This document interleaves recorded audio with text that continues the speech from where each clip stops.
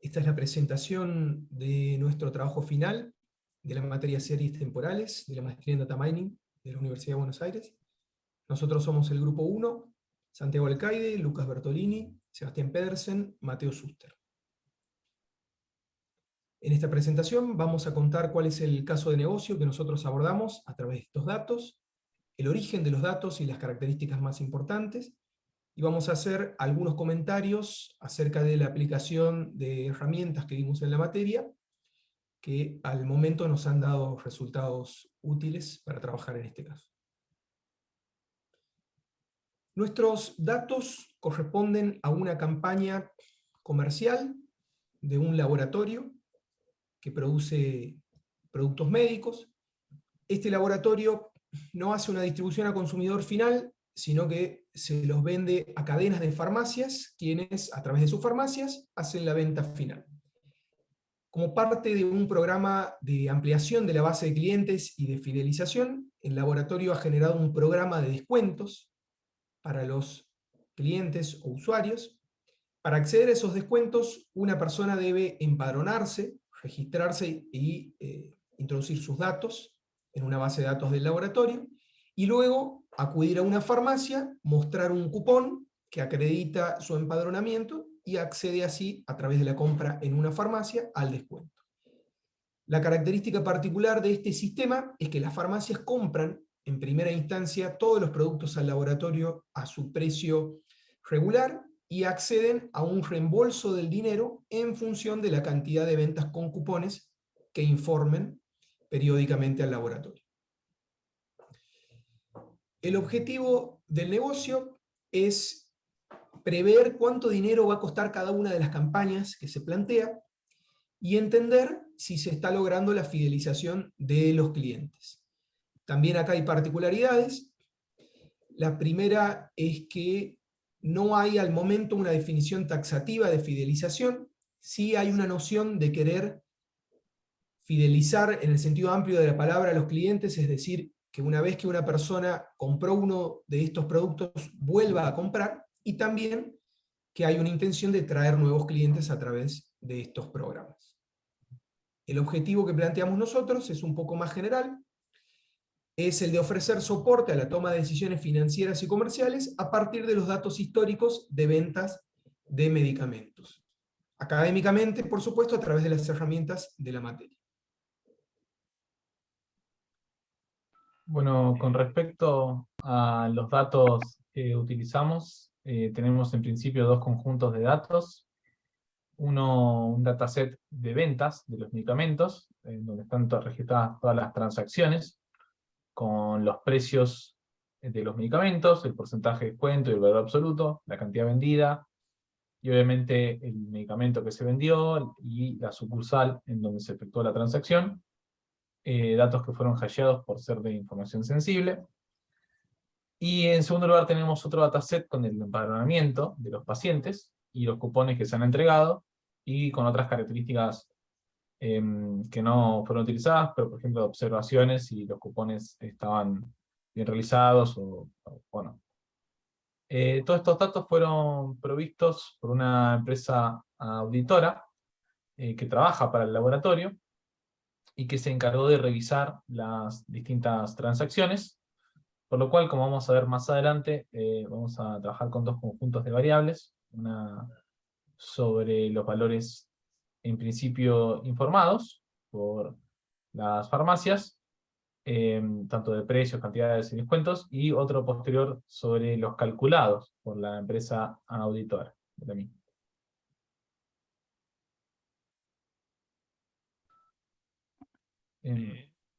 Sí, la temporalidad de los datos es de los 6 meses que estamos viendo en pantalla, de enero de 2022 hasta junio.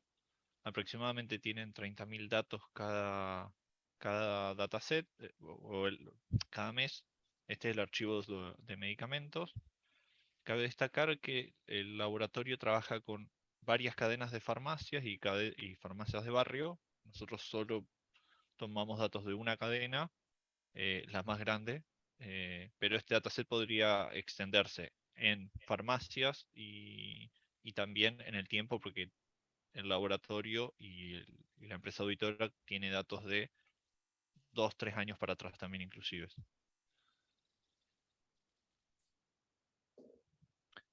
Acá podemos ver, empezamos a ver gráficas del otro dataset que son los empadronamientos por día y por mes. En la primera gráfica podemos ver cómo varía la cantidad de empadronamientos de personas que se suscriben al programa y se registran a lo largo del tiempo en cantidades únicas de personas. Y en el gráfico que está debajo se puede ver el agregado mensual. Vamos a ver que de fondo hay una tendencia que decrece. De enero para junio fue cayendo la cantidad de personas únicas que se registraron. Hay un dato respecto a la cantidad de personas empadronadas, adicional, que es que no necesariamente una persona que se empadrona para acceder a los descuentos después efectivamente realiza compras.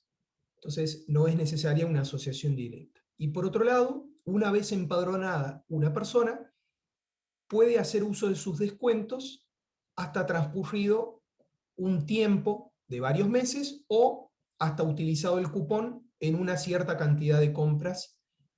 Esas son reglas que el laboratorio pone a las farmacias y a los clientes y van cambiando a lo largo del tiempo. Ahí empezamos a ver un poco las transacciones de compra y venta de los medicamentos de los clientes. En principio se ve un componente a priori estacional, que vamos a después corroborarlo con las autocorrelaciones que vamos a exponer. Y este componente, también se ven algunos datos medios atípicos, como el 1 de enero y el 1 de mayo, que fueron feriados, y en donde cae fuertemente las transacciones de venta de medicamentos.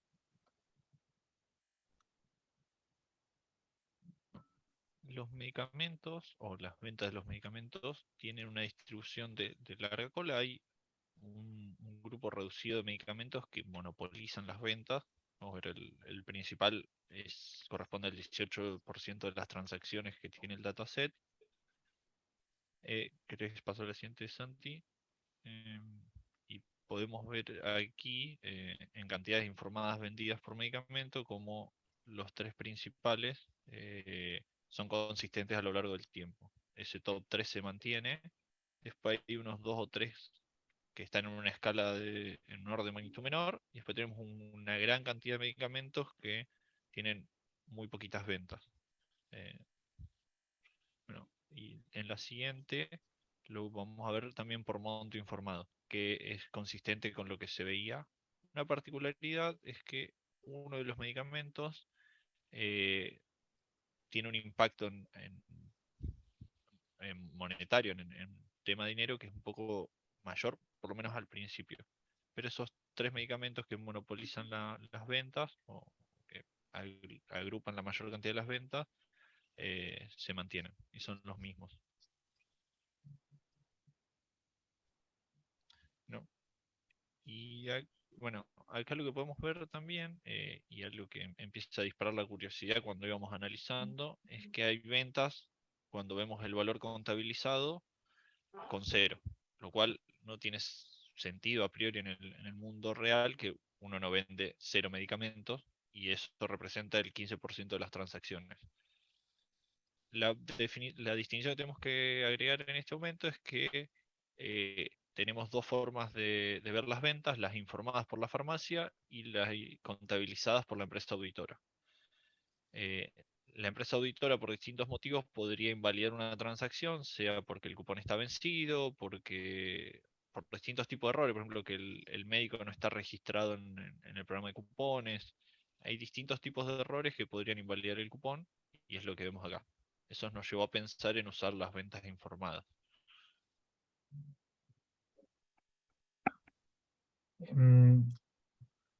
Acá vemos el porcentaje de descuento aplicados a los medicamentos. Es el porcentaje promedio total de toda la serie, de todos los medicamentos. Y lo que nos permite ver este gráfico es, a grosso modo, dos eventos muy interesantes para analizar. El primero es el 1 de marzo, en donde hay un cambio en lo que es el vademecum, que es el porcentaje de descuento otorgado a líneas generales por el laboratorio, en donde el porcentaje de descuento cae del 50% promedio a un 40-45%, en torno a esos valores, con más oscilaciones también. Y después el otro evento que es mucho más interesante para ver es que el 1 de mayo el laboratorio hace mucho más estricta su política de cupones, luego de que se dispararon algunos alarmas, y se volvió a reducir el porcentaje de descuento otorgado en los medicamentos hacia valores cercanos al 30% o menores a los mismos. Bien, en esta serie se puede apreciar justamente en el mismo vistazo la diferencia entre las ventas que el laboratorio considera que deben ser validadas con descuentos y entre las ventas que la farmacia considera que deben ser descontadas.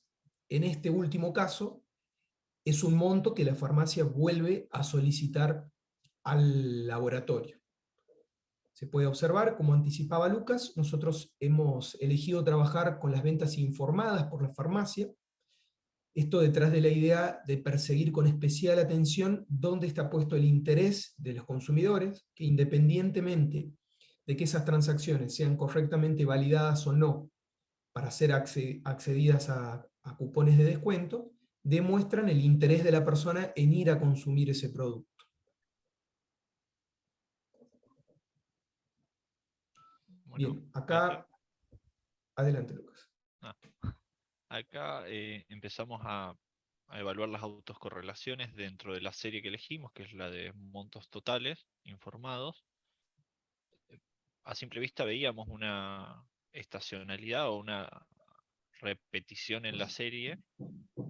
Viendo la autocorrelación podemos ver que hay una periodicidad semanal que se ve que se mantiene a lo largo de la serie.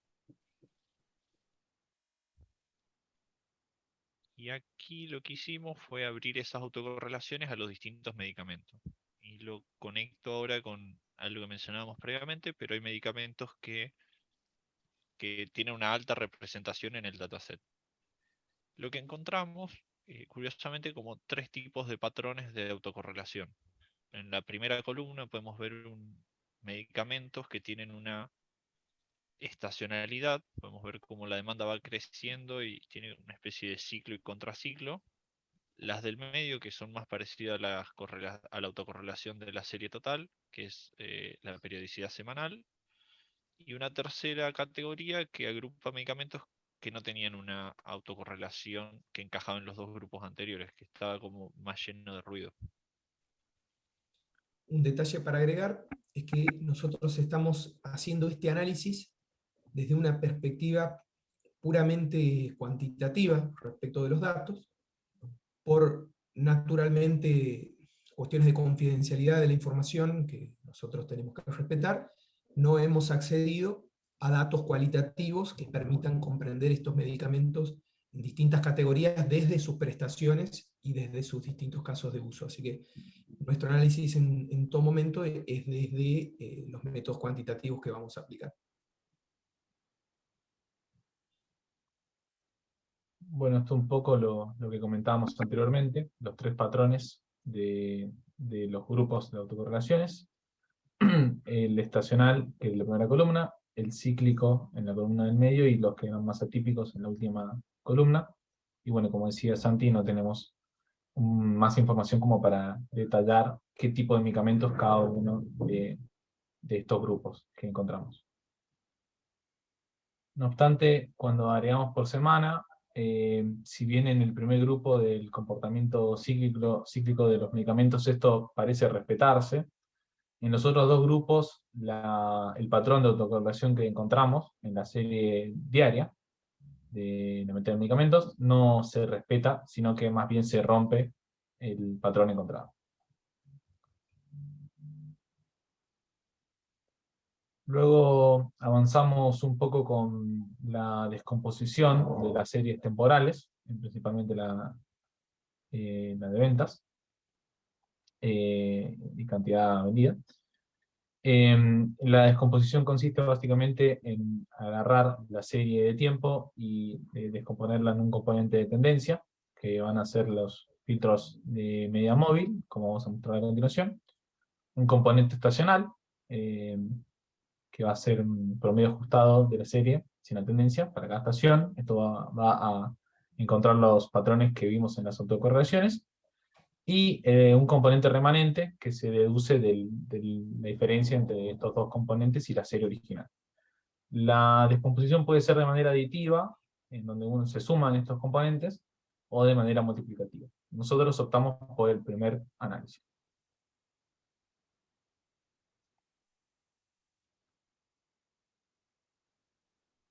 Bueno, en esta serie lo que observamos en la parte superior, el gráfico, es la cantidad de presentaciones, es decir, la cantidad de elementos que se compran en cada transacción, en simultáneo, por una misma persona.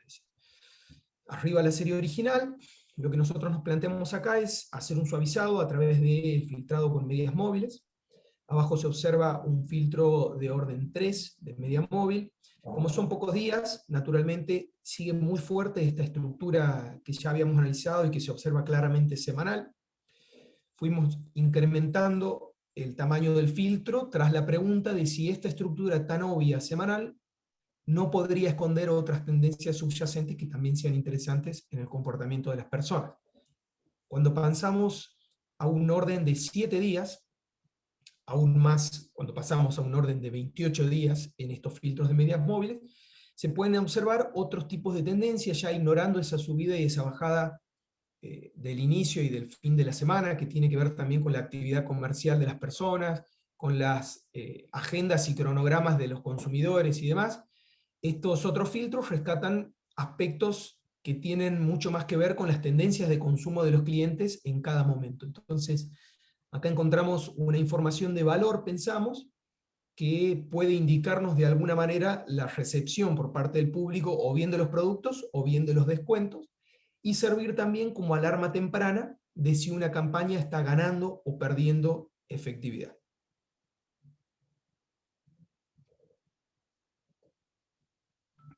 Bueno, acá lo que podemos apreciar, y conectando con lo que decía Mateo, es la descomposición de la serie temporal usando un método, el método aditivo, y podemos ver la serie original. En este caso usamos la serie de los montos totales de venta, la serie original, el componente semanal fuerte que se veía, que venimos viendo en las distintas gráficas, y la tendencia de fondo, que era similar a lo que mostraba Santi para las cantidades, en este caso para los montos. Vamos a ver que hay una tendencia que va decreciendo con el tiempo, si bien tiene algunos picos. Y abajo el residual, la, la fracción que no se ajusta a las tendencias.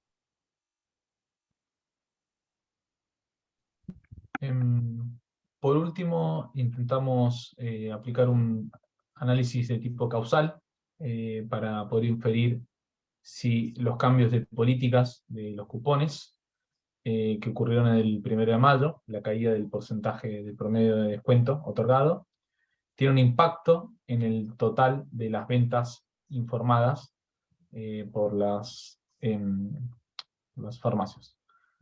Para eso realizamos un análisis causal, en donde utilizamos la serie de porcentaje de descuento para inferir un contrafáctico de la serie de ventas.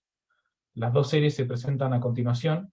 La primera, la de arriba, es la del porcentaje de descuento que comentábamos anteriormente, la cual utilizamos para predecir la otra serie de ventas, que es la que se ve abajo, a partir del 1 de marzo, que es la segunda caída fuerte, 1 de mayo, que es la segunda caída fuerte del porcentaje de descuento. En caso de que la diferencia entre la predicción y entre el valor actual ocurrido y el contrafáctico sea significativa, podemos dar por concluido un análisis causal del evento, lo cual no ocurrió en este caso, dado que la probabilidad de que el p-valor, digamos, del estudio no da significativo, sino que da en torno al 7%, lo cual quiere decir que puede ser lo que estamos viendo es un tipo de correlación espuria, y que no es estadísticamente significativo. Esto tiene bastante sentido, y es difícil realizar un análisis de impacto causal con una única variable, la cual además no tiene gran variabilidad, sino que toma dos valores promedio entre la serie del 1 de enero a marzo, y entre marzo y mayo. Es muy difícil poder producir un contrafáctico que acierte a los valores de la otra serie.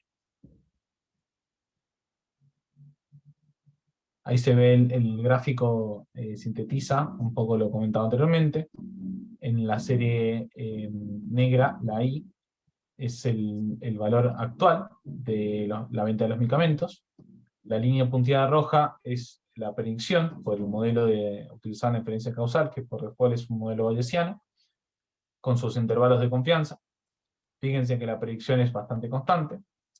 En el segundo gráfico, los residuos de este modelo, la diferencia entre el predicho y el observado. Fíjense que como es muy, muy constante, la predicción un poco que los residuos respetan un poco el patrón de la serie temporal. Y por último, los efectos causales, digamos, los residuos acumulados, por decirlo así.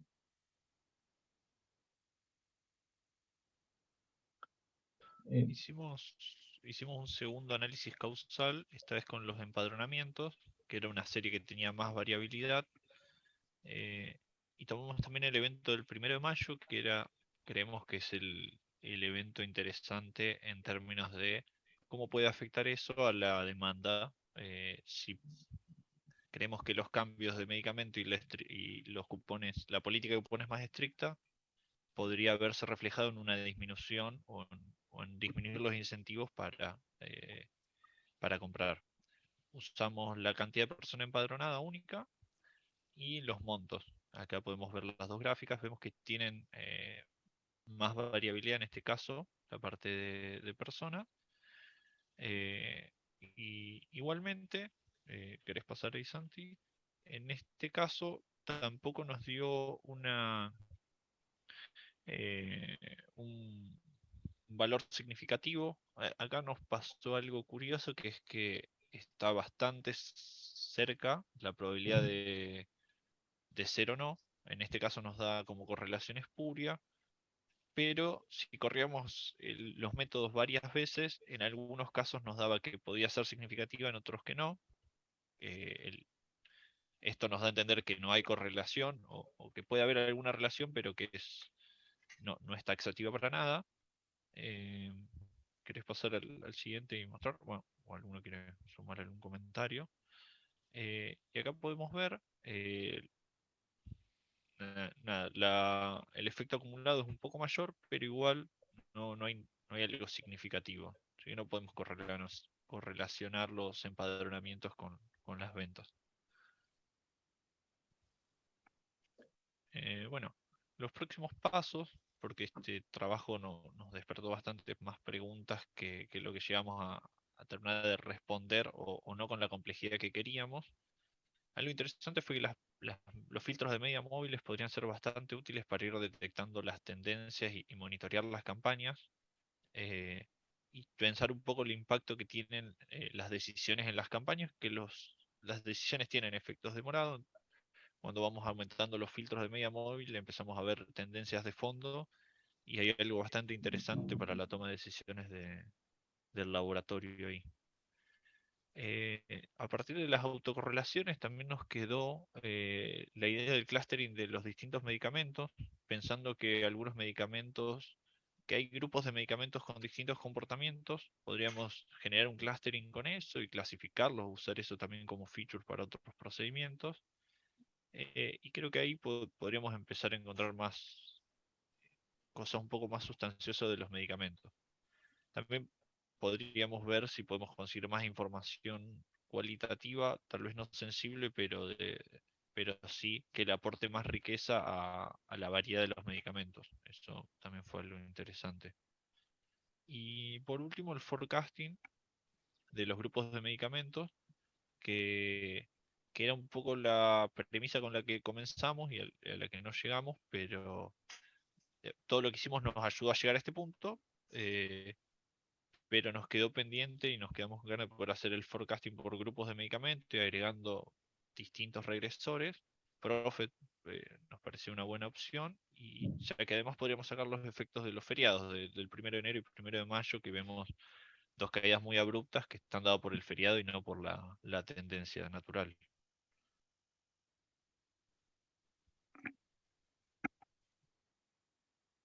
Bien, de esta forma concluimos la presentación. Gracias.